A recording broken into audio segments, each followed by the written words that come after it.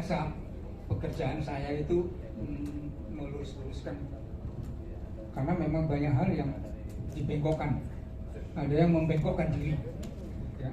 Sehingga mudah-mudahan dengan ini kita bisa meluruskannya, ya. Apa itu agen hayati? Saya kira sudah di luar kepala, ya kan? Asal bukan kepala di luar. Agen hayati adalah organisme baik secara alami, yang alami itu apa? Bakteri, jamur dan lain-lainnya, maupun hasil rekayasa genetik yang digunakan untuk mengendalikan organisme pengganggu tumbuhan. Jadi ada dua, yang alami dan hasil rekayasa genetik. Yang hasil rekayasa genetik itu apa? BT, Bacillus thuringiensis. Itu juga agen hayati yang dititipkan kepada tanaman. Jadi gen BT dititipkan pada tanaman, sehingga nanti tanaman mampu menghasilkan racun seperti yang dihasilkan oleh BT. Ketika itu sampai sekarang dan yang akan datang, kelihatannya ini merupakan hasil penelitian yang luar biasa. Banyak yang terkagum-kagum. Tapi sebetulnya kalau boleh jujur, itu sebetulnya analogi cara berpikir, yaitu tidak lebih dari penggunaan pestisida. Namanya, nah itu, posisinya dititipkan ke tanaman. Akhirnya apa? Dampak yang negatif yang dihasilkan oleh pengaruh pestisida sama persis dengan dampak negatif dengan menggunakan BT. Apa antara lain? Resistensi. Jadi malahan dengan tekanan yang hebat dari BT, apa yang terjadi? Heliotis pada kapas resisten, dihancurkan malah kapasnya, termasuk di jagung dihabiskan. Kenapa begitu? Ingat, hama atau serangga seperti juga mikroba itu plastisitas gennya sangat tinggi. Anda bayangkan penari plastis itu, penari yang bisa dilulu, persis itulah kira-kira genetisnya, bisa dihantam ke sana kemari, segera pulih kembali dan menjadi lebih hebat. Dan peristiwanya itu tidak lebih dari peristiwa tekanan seleksi. Jadi ketika kita menanam varietas unggul tanwereng gen tunggal, ketahanan vertikal, sama dengan dampak dari menanam tanaman hasil rekayasa genetis. Jadi apa? Semakin hebat daya racunnya, yang terjadi apa? Dia akan memilih, wereng yang tidak tahan dengan BT, matilah kau. Yang tahan membentuk populasi. Begitu seterusnya.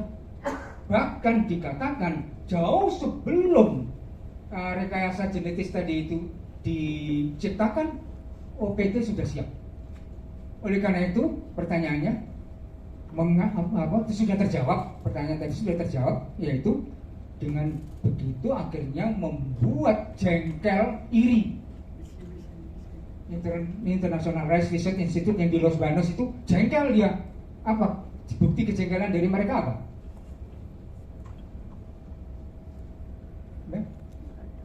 Anda tahu? Sekarang itu sudah tidak ada kiriman VOTW dari IRI, tidak ada. Jengkel mereka, karena apa? Mereka membuat sesuatu, orangnya di masing-masing negara padi itu sudah siap menghancurkan itu. Begitu seterusnya. Padahal biaya untuk menghasilkan itu mahal sekali. Begitu sampai ke Indonesia, tidak sampai 2 musim tanam dihancurkan oleh biotip baru. Jadi sekarang tidak ada varietas unggul yang seperti itu.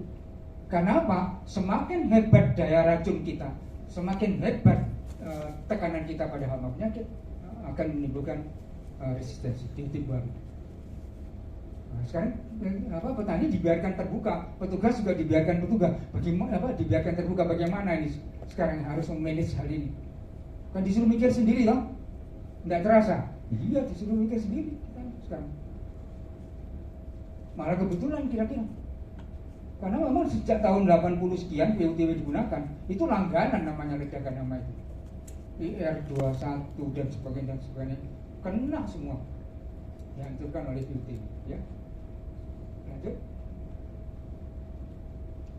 Dalam pengertian yang lebih luas, agen hayati itu adalah setiap organisme yang meliputi spesiesnya, subspesiesnya maupun varietasnya untuk semua jenis serangga, nematoda, protozoa, cendawan, bakteri, virus, mikroplasma serta organisme yang lainnya yang dalam semua tahap perkembangannya, larvanya, imagonya dan sebagainya itu digunakan untuk keperluan pengendalian hama dan penyakit atau organisme mengganggu, proses produksi, pengolahan hasil pertanian dan berbagai keperluan lainnya. Ini permentannya seperti itu bunyinya. Di banyak hal yang bisa kita manfaatkan, banyak hal yang bisa kita manfaatkan. Lanjut. Agen hayati tidak hanya digunakan untuk mengendalikan OPT, tetapi juga mencakup penggunaannya untuk mengendalikan organisme pengganggu pada proses produksi dan pengolahan hasil pertanian. Yang paling banyak dibicarakan, diteliti dan hasilnya dimanfaatkan ini Pseudomonas fluorescens dan Trichoderma. 3 pasangan serasi biasanya untuk belas apa? Pseudomonas, Tricho, satunya apa? Bacillus subtilis. Itu biasanya itu paling cespreng itu. Pseudomonas, asalkan waktunya pas. Waktunya pas. Sesuai gitu ya, jangan terlambat. Lanjut. Agen hayati ini bisa berperan sebagai parasitoid, predator, patogen serangga, mikroba antagonis, dan bisa sebagai pupuk hayati. Lanjut. Ini agen hayati yang telah banyak digunakan berupa apa? Pupuk hayati, agen perlindungan tanaman atau pengendalian hama penyakit untuk pengendalian hayati, dan pupuk organik yang diperkaya dengan mikroorganisme. Ini dilematis ya. Kita usulkan sebagai apa sih yang mematikan atau sebagai pupuk? Padahal sebetulnya mendua loh pupuk ini karena dia juga bisa mematikan. Ya, karena kita bekerja dengan mikroba itu kan menghasilkan apa? Perbanyakan mikroba akan menghasilkan senyawa metabolik sekunder. Mereka itu apa? Bisa membunuh, bisa juga menjadi pupuk, bisa juga menjadi apa? Zat tumbuh. Luar biasa pengaruhnya. Ya, mereka itu. Lanjut. Nah ini orang hati-hati. Siapa berani menjamin bahwa hanya ada si anu di dalam kemasan itu, tidak ada anu-anu yang lain? Tidak ada yang berani jamin. Kenapa? Kontaminannya banyak, sampai warnanya saja sudah masa begini Tricho cair. Tidak ada yang berani jamin itu. Itu kalau satu. Kalau dua, siapa berani menjamin hanya si anu dan si anu tertentu yang ada di dalam situ? Di luar situ tidak ada. Siapa berani jamin? 2 mikroba dipadukan jadi satu. Apa? Perang. Atau membawa kontaminan. Terus, padahal ngomongnya asli loh Pak ini Pak. Asli Pak. Atau serba ini asli Pak. Aduh, lanjut. Dan mahasiswa saya untuk pembinaan PPAH sering melakukan survei ini. Hasilnya apa? Ya nano-nano. Pernah bagus Pak, seringkali tidak bagus. Jadi itulah SDM kita. SDM kita itu seperti itu. Makanya saya ke tempat PPH. Bapak PPH? Iya Pak. Saya itu Pak. Kalau tidak ada saya tidak bisa. Bapak ngerokok? Iya. Ngerokok di PPH. Bagaimana? Teknik aseptiknya, serba bersihnya, nggak bisa bersih. Maaf, saya dulu perokok berat, tapi alhamdulillah 6 tahun kembali ke jalan yang benar. Perokok itu pengotor. Iya, akui aja lah. Musuh kita pertama siapa? Bugatot. Latu kok, waduh, udah situ di mana-mana. Ya, bisakah dia itu bekerja dengan baik dan benar di PPAH? Tidak baik.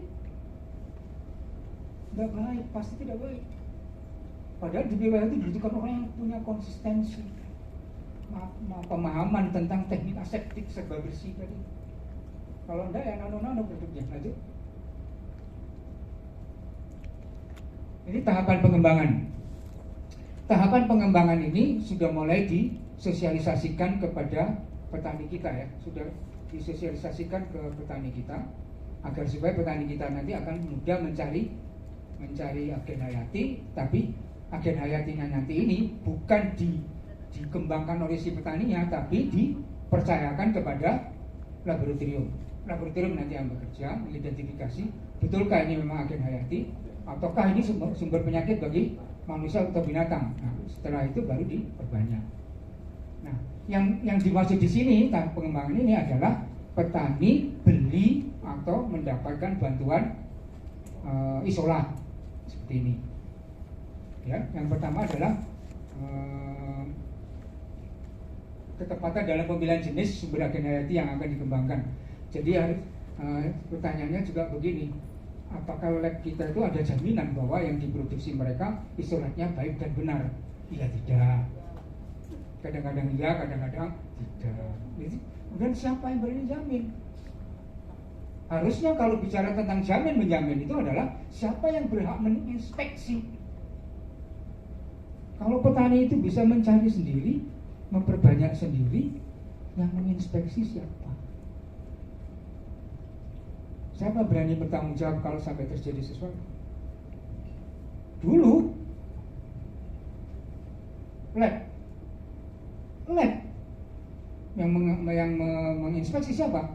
Lab yang ada di atasnya lagi, perguruan tinggi, balai penelitian. Begitu itu, jadi ada fungsi kontrol tadi itu. Kalau itu tidak ada fungsi kontrol, bayangkan bakteri kuning, ya itu bisa kemana-mana itu. Bucholderia itu juga bisa kemana-mana menimbulkan sakit penyakit. Ya, jadi perlu kehati-hatian. Oleh karena itu, ya sekali lagi perlu kehati-hatian. Pembekalan kepada mereka benar-benar harus lengkap. Ya. Kemudian pada umumnya agen hayati itu dikembangkan adalah mikroba alami. Jadi begini, mana lebih enak? Membiakkan mikroba dalam jumlah banyak, mengembangkannya, kemudian disemprotkan ke lapangan, versus kita bertanya asal usul mikroba. Pak, Beveria itu asalnya dari mana? Dari mana Beveria asalnya? Sapruf dari mana? Dalam tanah. Nah, mana lebih benar dan benar katanya orang Jawa? Mengembangbiakkan, lepaskan, atau menyuburkan kembali lahan pertanian kita dan menghindarkan kontaminan-kontaminan kimia ke dalam lahan pertanian kita agar supaya saprop tadi hidup berkembang dengan sendirinya. Mana yang lebih benar? Dua-duanya benar, Pak. Oke, silakan. Boleh dua-duanya dikerjakan, boleh. Nah, kenyataannya tidak sedikit petani-petani kita yang sudah membiasakan untuk mengurangi kimianya. Banyak hama-hama tanaman mereka yang dengan sendirinya terkena metarisium. Pak, saya nggak pernah nyemprot, terkena Beveria. Pak, saya nggak pernah nyemprot, kok bisa? Ya bisa. Alam itu dulunya seperti itu. Bapak rusak dengan yang serba kimia, nggak pernah dihidupi dengan bahan organik, hancur. Itu yang sebetulnya dimaksud dengan agroekosistem itu akan mampu mengatur diri mereka sendiri kalau sekarang kita betulkan, kita temani. Itu yang nantinya akan semakin mengenakkan petani. Seharusnya hidup ini akan menjadi lebih enak petaninya, bukan semakin sulit. Itu yang harusnya ya. Yang ketiga, yang berikutnya tahapan pengembangannya adalah seleksi agen hayati. Ini seleksi agen hayati, terus kemudian seleksi dilakukan dengan mengisolasi calon agen hayati dari populasi alaminya. Kemudian garis bawahnya di situ hindari penggunaan agen hayati yang dapat menimbulkan gangguan kesehatan pada manusia. Salah satunya yang terkenal adalah Bucholderia atau Pseudomonas cepacia. Ini dapat ditemukan secara alami di tanah, air, dan di risosfer di sekitar perakaran. Ada ini. Dan ini ternyata bahayanya, ya. Apa bahayanya dari penyakit ini?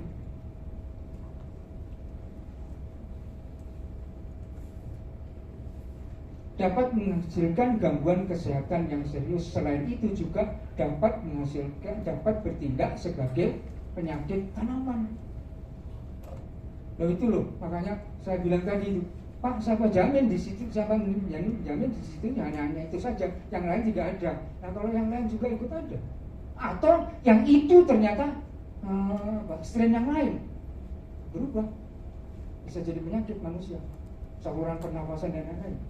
Ya, lanjut. Dan yang aspek yang ini memang para ahli tidak pernah membuktikan bahwa tidak perlu khawatir lah untuk melepaskan strain yang dapat mempengaruhi strain yang lain. Antar strain tidak perlu bingung, karena nanti mereka tidak akan saling mengganggu, tidak masalah. Tapi yang justru berbahaya itu strain yang mana yang mau dipakai. Potensi bahaya Burkholderia cepacia ini terhadap manusia tidak dapat dihilangkan begitu saja. Ini yang perlu tolong digarisbawahi. Jadi banyak mikroba patogen serangga atau antagonis itu yang juga berbahaya terhadap manusia, binatang juga. Ya.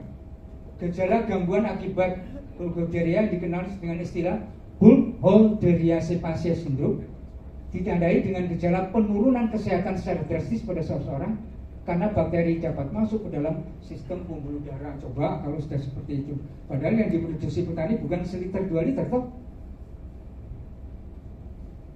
Dan kalau Anda lihat konsentrasinya berapa, sekian pangkat sekian toh. Jadi di dalam satu formula itu berapa itu mikroba itu? Kalau itu tersebar, dan kalau mikroba itu sudah tersebar, ibarat Anda melepas anak panah dari busurnya. Bisakah Anda menahan dan menyuruh kembali? Tidak jadi. Bisa? Ya bisa itu. Sudah kemana-mana. Ya, seperti itu. Itu bahayanya. Ya. Oke, lanjut.